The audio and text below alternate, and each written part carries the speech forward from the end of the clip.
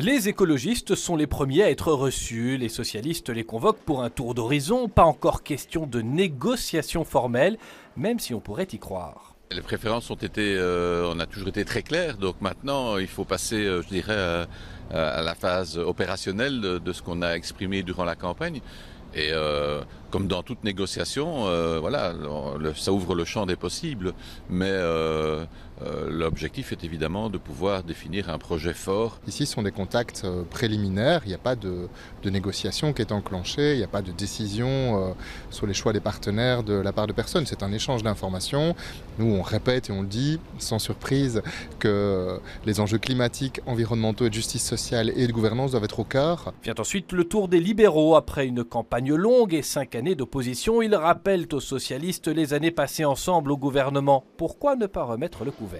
Il est déjà arrivé que le MR et le PS, comme avec d'autres formations petites démocratiques, concluent des accords de majorité. Ce qui est certain, c'est que c'est le point de départ. Il y a une responsabilité qui est prise au départ du PS sur Bruxelles.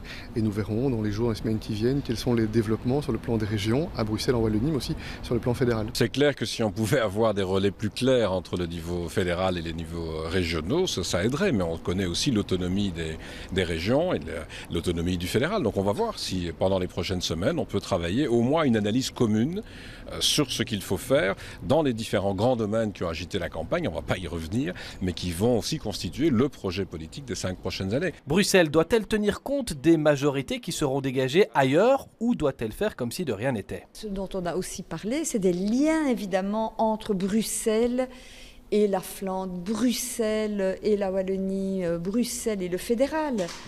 Si vous parlez par exemple du survol aérien, il est évident qu'il y a des liens avec le fédéral. Si vous parlez de décongestionner Bruxelles pour qu'il y ait moins de nafteurs, c'est évident qu'il faut parler aussi des autres niveaux de pouvoir. Les rencontres de ce jour étaient les premières d'une série qui va durer jusqu'à la semaine prochaine. L'échéance annoncée pour former un gouvernement le 21 juillet.